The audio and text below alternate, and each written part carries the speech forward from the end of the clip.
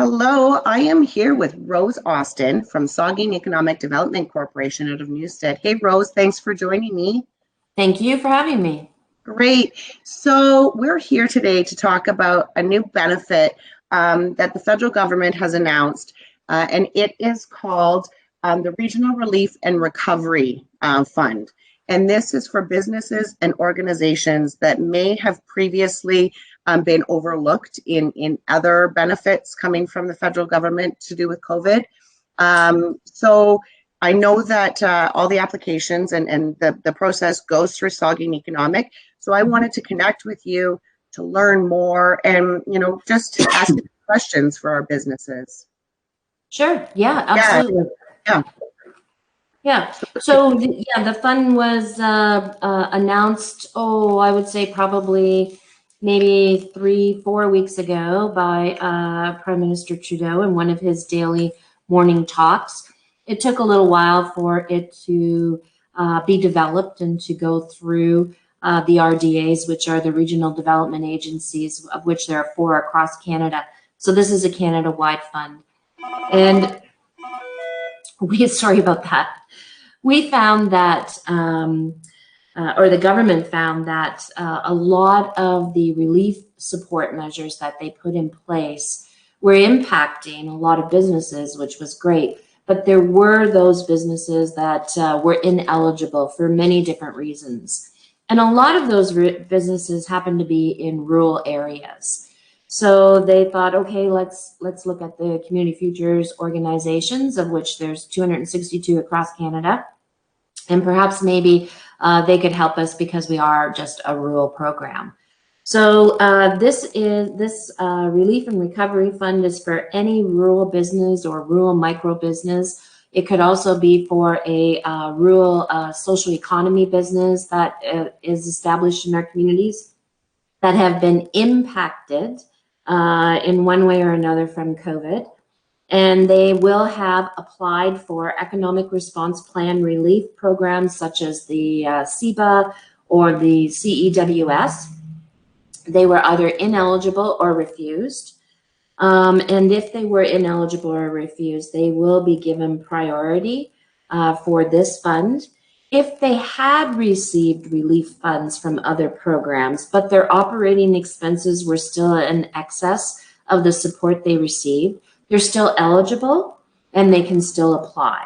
But what they received their relief funds for, those expenses will not be eligible. Okay. Well, that's excellent news for a lot of businesses. So you were talking a bit about restrictions. So what are some restrictions, or what are the restrictions on what businesses and organizations can use this fund for?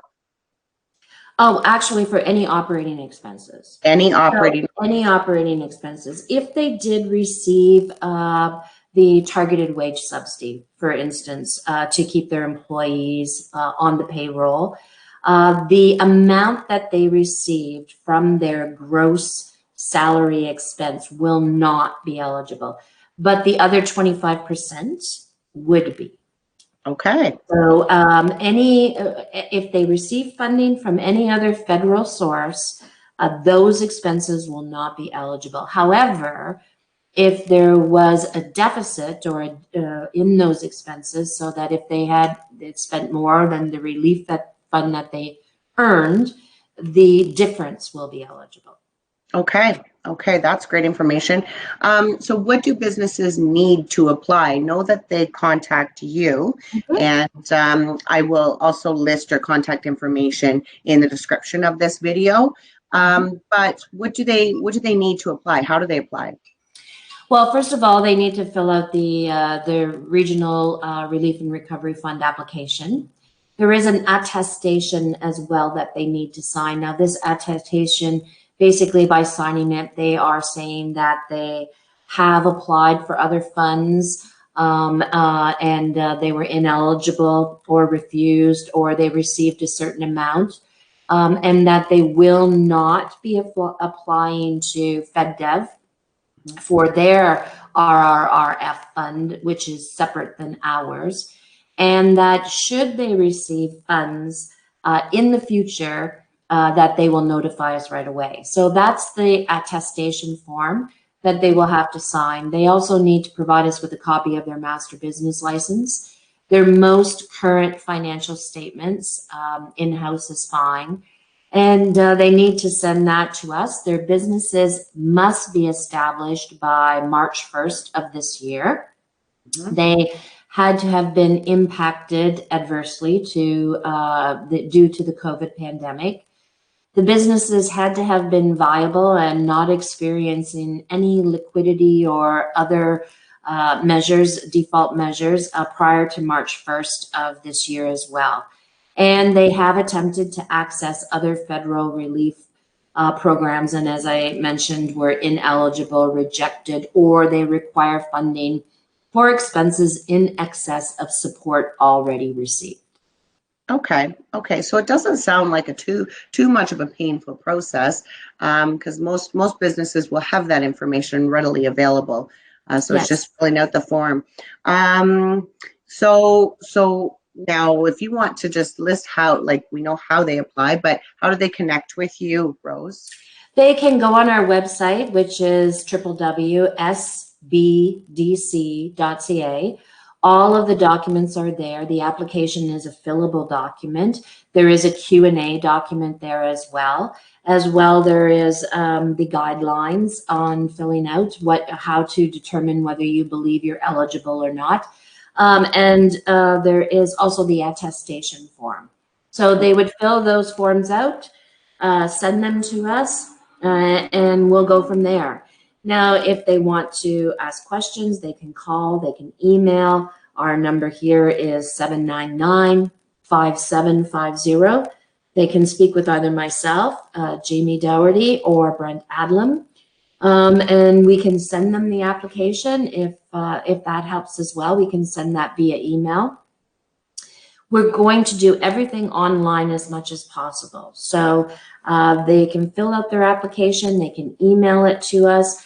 We will then email them, if they are approved for whatever amount, we will then email them a letter of offer, which will outline all the terms and conditions of the loan. And if they're agreeable to that, they will send that back to us signed with any other documentation that we request, which will probably be ID. And then we will draw up a loan agreement, which we will email to them. They sign, email back to us, and then we will deposit the funds into their business banking account. Wonderful. Great. So is there anything else that our businesses organization should know about this fund? Well, actually, the maximum amount that they can apply for is $40,000. Now, that doesn't mean that they'll be eligible for $40,000 because it is based on cash flow. But that is the maximum amount that they can apply for. It is 0% interest, and there are no principal payments until December 31st of 2022. Mm-hmm. They can, however, if they choose, they can make principal repayments voluntarily at any time. Come December 31st, 2022, 25% of their loan to a maximum of $10,000 can be forgiven, provided that they have paid back the other 75% of the original loan amount on that date.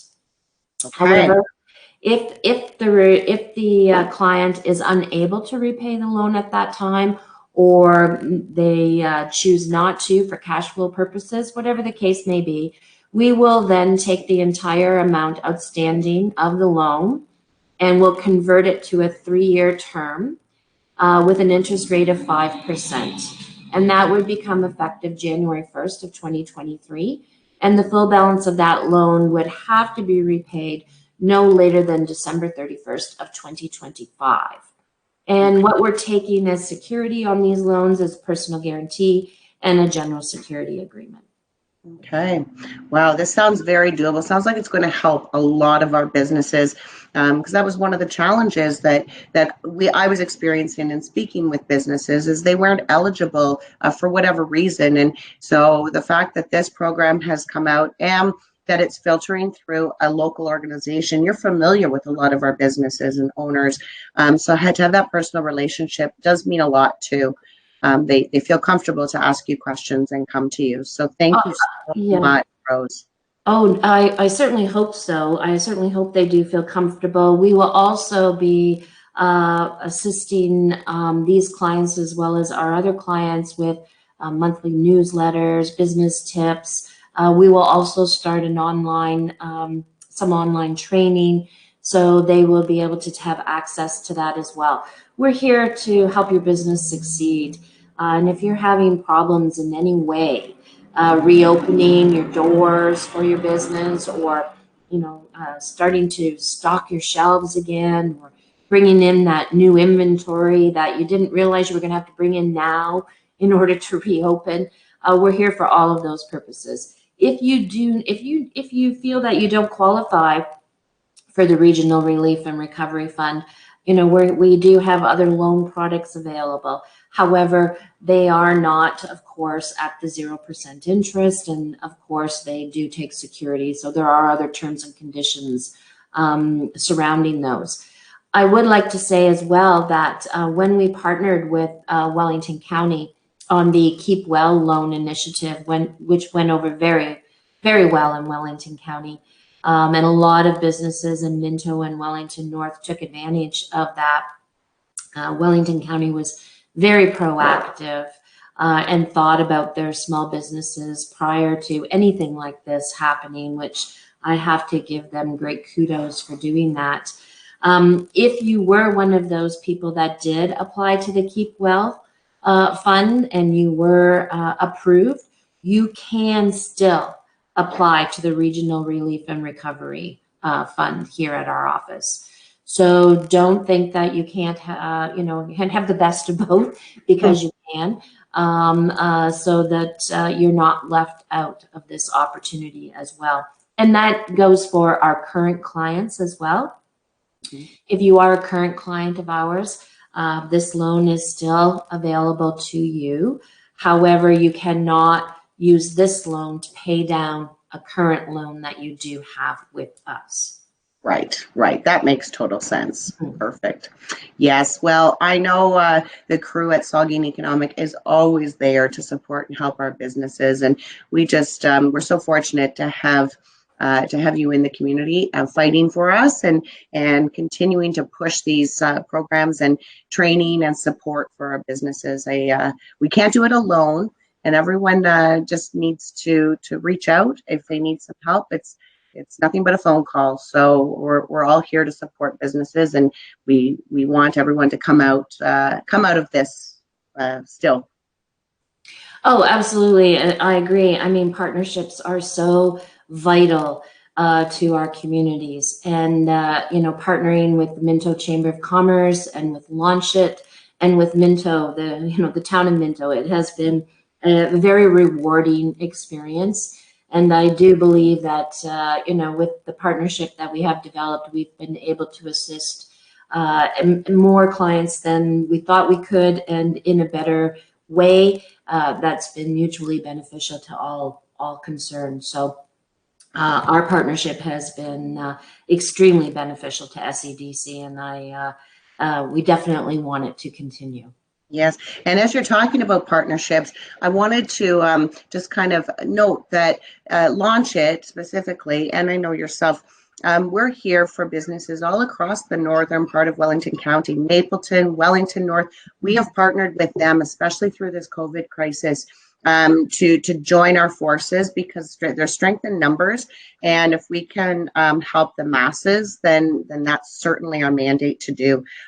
So it's really important, and we value our partnership with our neighboring municipalities and all the hard work that they're putting into. So this is for businesses all across that sector. So everyone can reach out. Yeah, absolutely. I think that the businesses in Minto and Wellington North have the best of both worlds.